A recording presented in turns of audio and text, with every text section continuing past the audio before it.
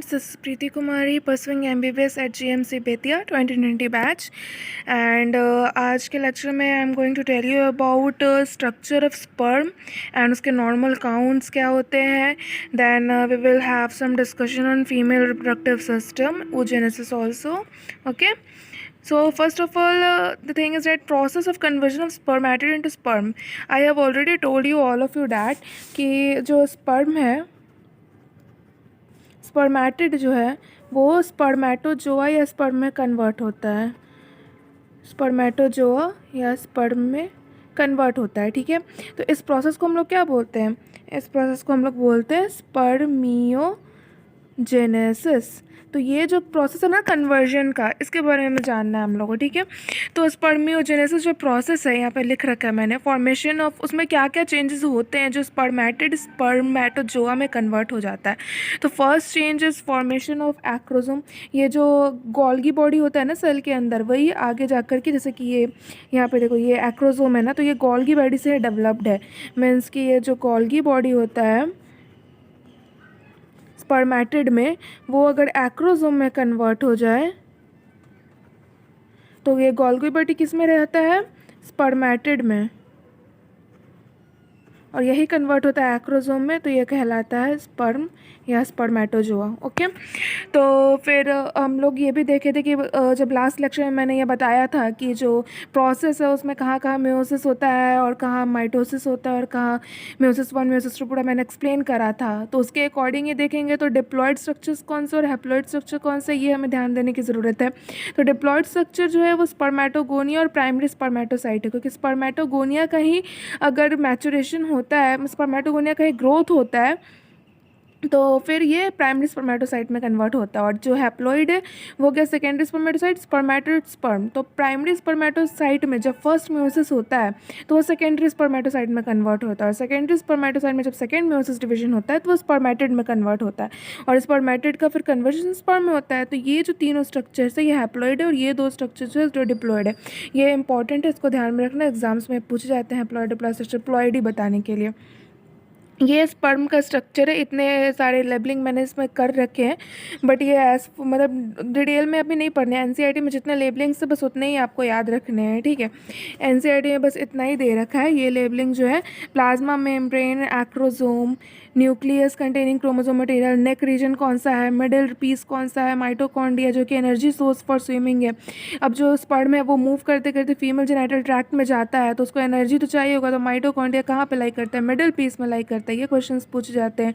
फिर ये tail region है, ये हेड रीजन हो गया. हेड रीजन में आपका ये न्यूक्लियस आ गया, एक्रोसोम आ गया, नेक आ गया. ये सब हेड, नेक, मिडिल पीस और टेल 4 हो गया. ठीक है, तो हेड में आ गया एक्रोसोम, न्यूक्लियस, नेक हो गया, फिर मिडिल पीस हो गया जिसमें माइटोकॉन्ड्रिया है, फिर टेल हुआ. ठीक है, तो एक्रोसोम और ये प्लाज्मा मेम्ब्रेन, सारे जो स्ट्रक्चर्स है, ये इतने स्ट्रक्चर्स आपको नहीं याद रखने हैं. तो इतना मैं सोच इसको ना बताऊं, तो बस इतना याद रखना है कि जो माइटोकॉन्ड्रिया होता है ना, यहाँ पे मिडिल पीस में जो ये माइटोकॉन्ड्रिया है ना, ये माइटोकॉन्ड्रिया ये स्पायरली अरेंज्ड होता है, स्पायरली. इसलिए इसको हम लोग बोलते हैं नेबनकर्ण शीथ. नेबनकर्ण शीथ भी बोलते हैं हम लोग, क्योंकि माइटोकॉन्ड्रिया जो है वो स्पायरली अरेंज्ड होता है, तो इसको हम लोग नेबनकर्ण शीथ बोलते हैं. तो फिर हम लोग आते हैं अब इसके बारे में. स्पर्म में तो मैंने बता ही दिया कि हेड, नेक और मिडिल पीस और टेल ये सब रीजन्स है. एक्रोसोम जो होता है वो उसमें बहुत सारे एंजाइम्स फेल होते हैं. लास्ट लेक्चर में मैंने बताया था, उसको गो थ्रू करना.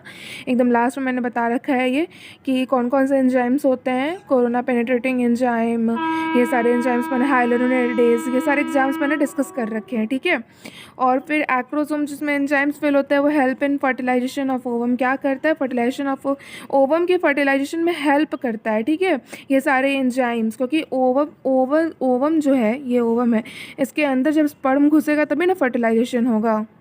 तो ये जो स्पर्म है वो कैसे घुसेगा अंदर? पहले ये ओवम का जो वॉल है इसको हटाना पड़ेगा, ये वाला वॉल. ओके, देन मैंने इसमें कुछ एनसीईआरटी के डेटास पुट करे हैं जो कि याद रखने चाहिए, हमेशा पूछे जाते हैं ये सारे डेटास, कि ये नॉर्मल स्पर्म इजैकुलेशन जो है वो कितना होता है. तो 200 से 300 मिलियन स्पर्म एक क्वाइटस के दौरान, ड्यूरिंग ये वर्ड एक और पॉइंट आउट करें, एक क्वाइटस के दौरान 200 से 300 मिलियन स्पर्म रिलीज़ हो जाता है. और ये 200 से 300 मिलियन स्पर्म कितने वॉल्यूम होते हैं?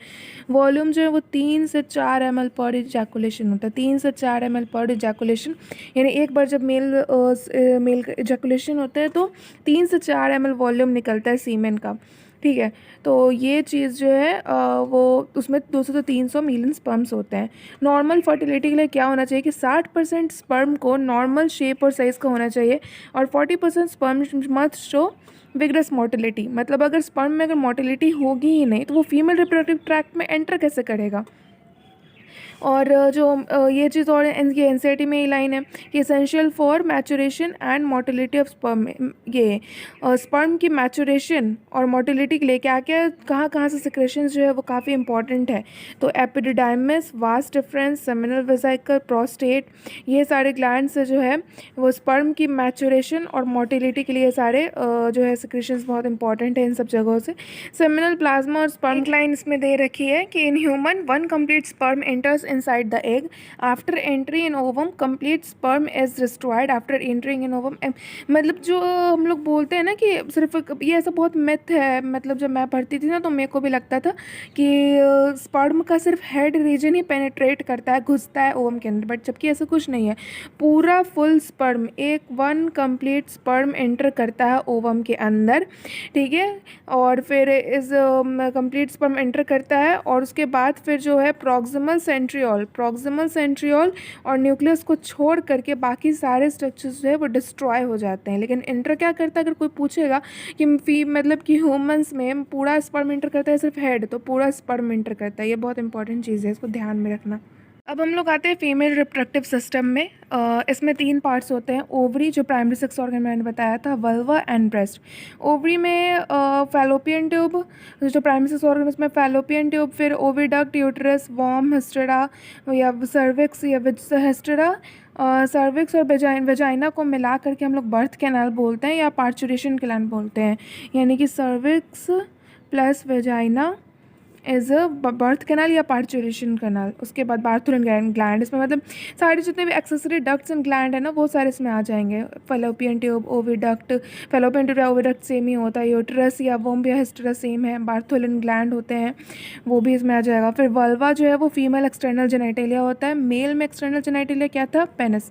फीमेल में क्या है, वल्वा। एंड फिर breast is development of mammary gland का डेवलपमेंट होता है ब्रेस्ट में। तो ये चीज़ें हो गई। फिर ओवरी जो है उसके हम लोग उसके रिमूवल को, ओवरी या ऊपर रिमूवल को ओफेरेक्टोमी बोलते हैं, removal of ovary by surgery, ठीक है।